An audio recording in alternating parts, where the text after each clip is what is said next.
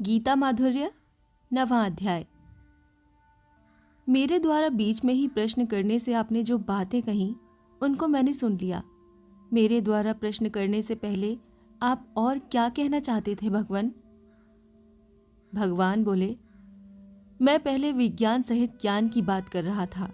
वही अत्यंत गोपनीय विज्ञान सहित ज्ञान, दोष दृष्टि रहित तेरे लिए मैं फिर कहूंगा, जिसको जानकर तू जन्म मरण रूप से संसार से मुक्त हो जाएगा।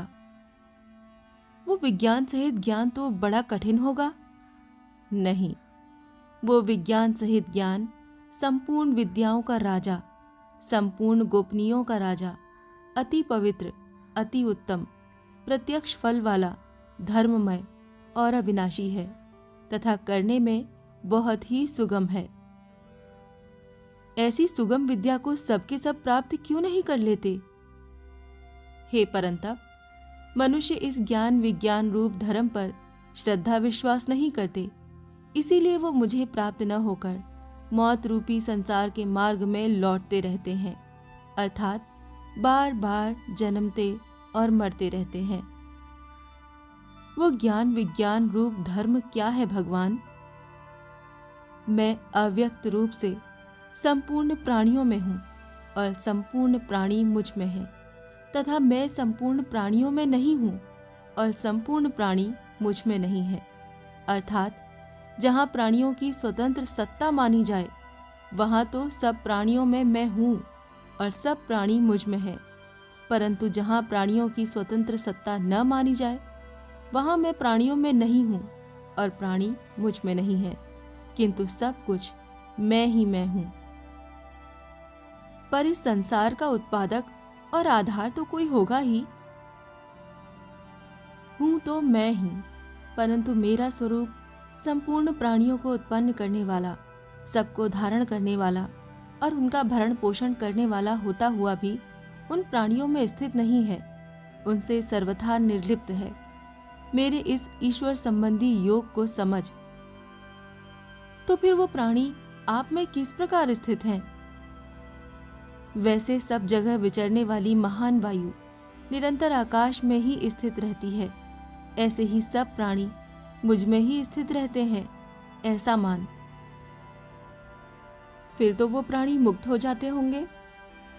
नहीं कुंती नंदन, प्रकृति के साथ संबंध रखने वाले वो प्राणी महाप्रलय में मेरी प्रकृति में लीन हो जाते हैं और महासर्ग के आरंभ में मैं फिर उनकी रचना कर देता हूँ। आप उनकी रचना कब तक करते रहते हैं? जब तक वो अपने स्वभाव के परवश रहते हैं, तब तक मैं अपनी प्रकृति को वश में करके उनकी बार बार रचना करता रहता हूँ। जब आप उनकी बार बार रचना करते हैं, तब आपका उनकी रचना रूप कर्मों के साथ संबंध रहता होगा भगवान।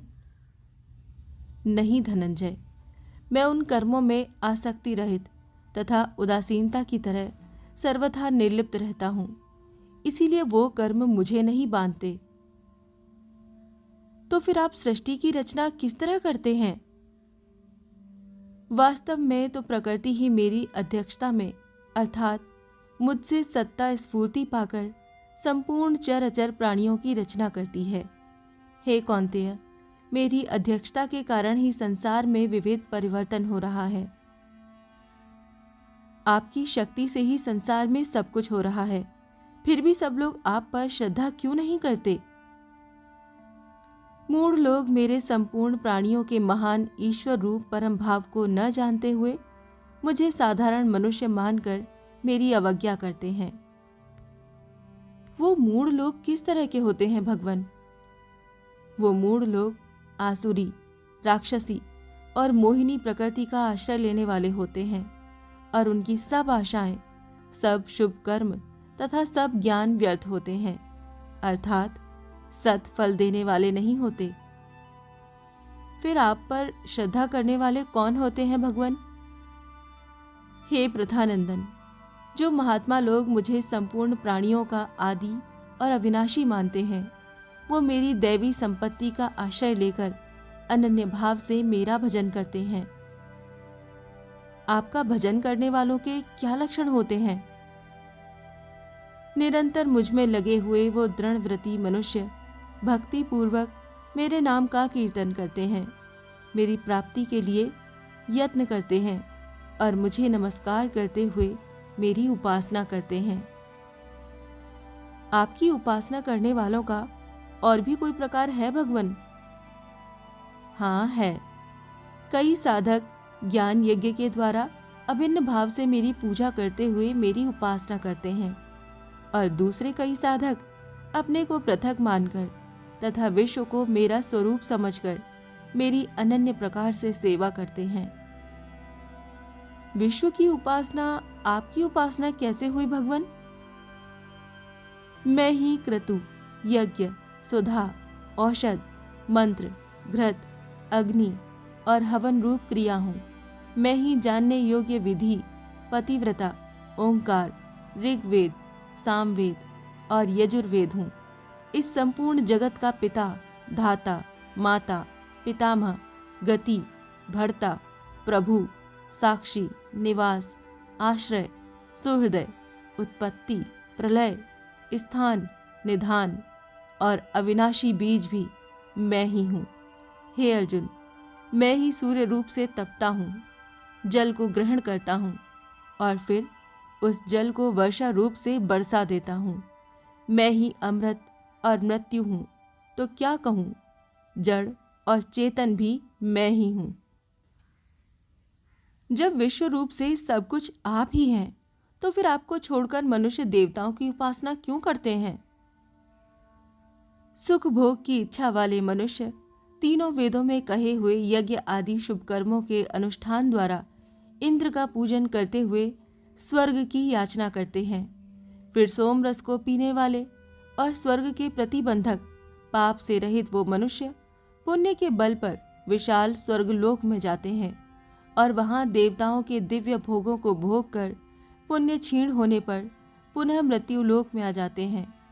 इस तरह तीनों वेदों में कहे हुए सकाम अनुष्ठानों का आश्रय लेने वाले और भोगों की कामना करने वाले मनुष्य बार बार जन्मते और मरते हैं। ये दशा तो सकाम अनुष्ठानों का आश्रय लेने वालों की होती है, पर कोई आपका आश्रय ले तो अनन्य होकर मेरा चिंतन करते हुए मेरी उपासना करते हैं। उन मुझ में निरंतर लगे हुए भक्तों का योगक्षेम मैं स्वयं वहन करता हूँ, अर्थात अप्राप्त की प्राप्ति करा देने और प्राप्ति की रक्षा करने का काम मैं स्वयं करता हूँ। परंतु आपकी उपासना न करके कोई श्रद्धा पूर्वक अन्य देवताओं की उपासना करे तो? हे कुंती नंदन, जो मनुष्य श्रद्धा पूर्वक अन्य देवताओं का पूजन करते हैं, वो भी वास्तव में सत असत सब कुछ मैं ही हूँ इस दृष्टि से मेरा ही पूजन करते हैं, पर उनके द्वारा किया हुआ वो पूजन विधि पूर्वक नहीं होता। जब वो पूजन भी आपका ही है, तो फिर उनका वो पूजन अविधि पूर्वक क्यों है भगवान? यज्ञ, दान, तप आदि संपूर्ण शुभ कर्मों का भोक्ता और संपूर्ण संसार का मालिक मैं ही हूँ, परंतु वो मुझे इस तरह तत्व से नहीं जानते, इसीलिए उनका पतन हो जाता है। उनका वो पतन क्या है? देवताओं के भक्त देवताओं को, पितरों के भक्त पितरों को और भूत प्रेतों के भक्त भूत प्रेतों को प्राप्त होते हैं और मेरे भक्त तो मुझे ही प्राप्त होते हैं। जिस भक्ति से आपके भक्त आपको ही प्राप्त होते हैं, वो भक्ति तो बड़ी कठिन होगी? नहीं, वो तो बड़ी सुगम है। जो भक्त प्रेम से मुझे पत्र, पुष्प, फल, जल आदि अर्पण करता है, उस मुझ में तल्लीन हुए भक्त के द्वारा भक्ति पूर्वक दिए हुए उपहार को मैं स्वयं ग्रहण करता हूँ। मुझे क्या करना चाहिए? हे कुंती पुत्र, तू जो कुछ खाता है, जो कुछ यज्ञ करता है, जो कुछ दान देता है, जो कुछ तप करता है और इसके सिवाय जो कुछ भी करता है, वो सब मेरे अर्पण कर दे। अर्पण करने से क्या होगा भगवान? तू बंधन कारक संपूर्ण शुभ अशुभ कर्मों के फल से मुक्त होकर मुझे प्राप्त हो जाएगा। जो सब कुछ आपके अर्पण कर दे, उसको तो आप बंधन से मुक्त कर दें, और जो सब कुछ आपके अर्पण न करे वो बंधन में ही रहे। आप में इतना पक्षपात क्यों? ये पक्षपात नहीं है। मैं तो संपूर्ण प्राणियों में समान हूँ।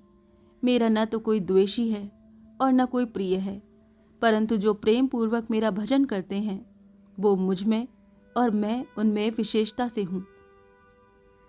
कोई मनुष्य दुराचारी हो तो क्या वो भी आपका भजन कर सकता है, आपका भक्त हो सकता है? हाँ, जरूर हो सकता है। अगर कोई दुराचारी से दुराचारी मनुष्य भी दूसरों का आश्रय छोड़कर मेरा भजन करता है तो उसको साधु ही मानना चाहिए, क्योंकि उसने निश्चय बहुत अच्छा कर लिया है। उनको केवल साधु ही मान ले क्या? नहीं, वो तो तत्काल धर्मात्मा बन जाता है और सदा रहने वाली शांति को प्राप्त हो जाता है। हे कुंती नंदन, तू प्रतिज्ञा कर कि मेरे भक्त का कभी पतन नहीं होता। आपकी भक्ति के अधिकारी और भी कोई हो सकते हैं क्या? हाँ पार्थ, पाप योनि वाले तथा स्त्रियां, वैश्य और शूद्र भी मेरा आश्रय लेकर मुझे प्राप्त हो जाते हैं। फिर जो जन्म और कर्म से पवित्र ब्राह्मण और क्षत्रिय हैं वो मेरे भक्त हो जाएं तो इसमें तो कहना ही क्या। मैं ऐसा भक्त कैसे बनूं भगवान?